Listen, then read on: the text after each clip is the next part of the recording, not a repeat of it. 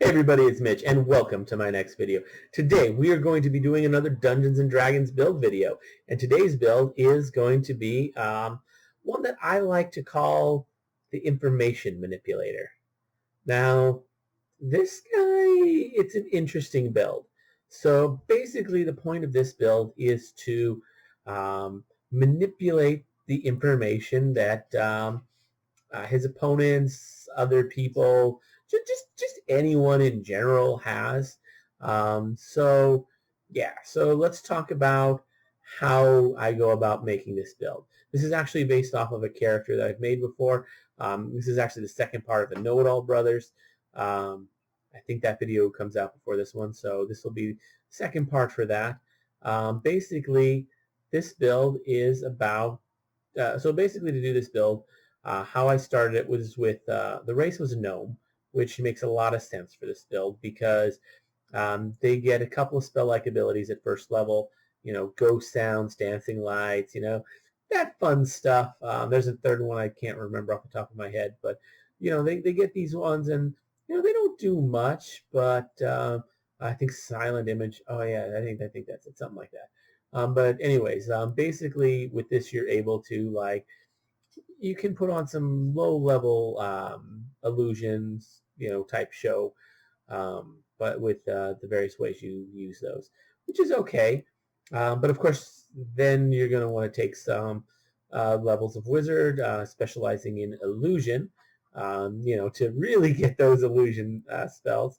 Um, then what I also did is I took 3 levels of cleric, and most of the spells that I prepared for this were ones that like darkness and various things that can hinder someone's ability to do stuff. So I think I did like things like solid fog and obscuring mist, various things like that, things that hinder the senses.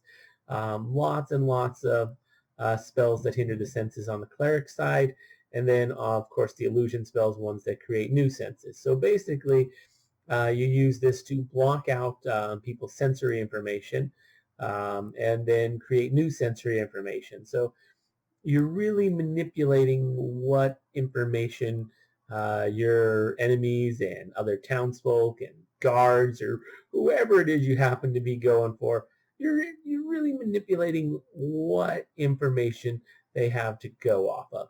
Now, are you actually attacking anyone? Typically, no. You're not going to be putting too many spells into that for this build. This build is more about making it so fights don't happen, talking people into doing what you want them to do, or manipulating them with various means, by maybe creating an illusion, or, if things do get hairy, you cast some darkness and some obscuring mist and you just get out of there. You can also, use darkness and obscuring mist in all sorts of other ways, like maybe somebody's passing by and you don't want anyone to know, and you're trying to sneak them in, so you cast that for a second. Then you can use some illusions to maybe do some other stuff after. So yeah, it's a very interesting mix. I'd also put a lot of ranks into knowledge, usually ones to balance out the ones that you're not getting with the other half of the Know-It-All Brothers. Uh,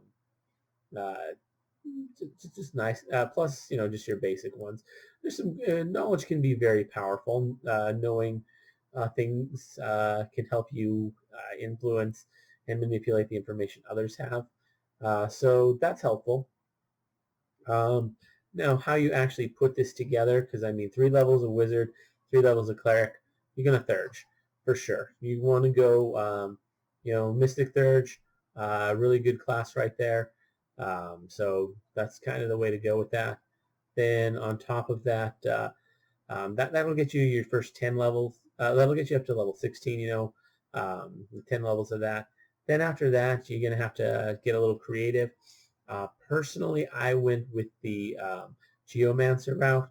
Uh, I don't know if that's the best option, but it's an okay one, because you're going to have to be putting some points into wisdom as well as intelligence, so you're going to have your dual stats. So by using Geomancer, you can actually kind of focus on just one over the other, and not have to worry about both stats. By 10th level of that, you don't have to worry about that at all. Plus, you'll be able to wear armor and cast in that. And at 9th and 10th level, you can gain like Tremor Sense and Blind Sense, which are pretty nice to have. There's a lot of overlap, but there's definitely some reasons to have both, since Tremor Sense isn't going to pick up anything flying, whereas of course Blind Sense won't pick something up in another room. So if there's like a wall or something between you and the enemy, like if there's not line of effect, you're not going to be able to know what's in the next room over. So yeah, that'll block blind sight, but you can still know what's in the other room with Tremor Sense because you're both touching the ground. So having both covers a lot of options. Won't help with flying things in the next room, but gives you a lot of info. So definitely a good one to have. Yeah, that can get you up to like level 26, which is pretty good ways. That's how I did it. There might be better ways to do it, but those abilities plus the fact that you can focus all your abilities, all your points into a single stat. You don't have to do them into two. With the abilities the Geomancer gets, it's kind of nice. Plus, the Geomancer gets a few other nice little things along the way. The ley lines can be handy to have. A few other things. So pretty good mix-up. I really think that the whole making it so that your opponent, like controlling the information that your opponent has, is really big. Like you control their info and then feed them false info. That's really, really, really big. By making it so that they don't have the full picture, like taking away some of the info that they would have gained otherwise had you not intervened, and also adding in some false info that you created, you can really change how people are going to react using that. And it's particularly powerful when combined with the other half of this, like I said, the know-it-all, where you just have all the information and your opponent doesn't. When you're playing with more info than what you're supposed to have, like you're basically forcing the DM to give you all sorts of info, through scrying and all that fun stuff like the other half of this has. And then you're working in tandem with somebody that's, controlling the information that everyone else has, so they're not getting nearly as much information. You are going to be so much more prepared because you have all the information you need. You have tons of it. You're able to make really good decisions because you have more information than you should. So you're making amazing decisions. Meanwhile, the other guys, they're making poor decisions because they have not very good intel. Their intel is just kind of bad. It's kind of bad because you made it bad. Just a really good mix. So yeah, I think this is one of my favorite builds to play with. I actually played both together. The DM actually let me play two characters, and not even with leadership. Typically, you would have that requirement, but there's only two players, so yeah, he let me do that because I was more experienced. The other person didn't play two characters. It was a little unbalanced, in all honesty, but it was fun.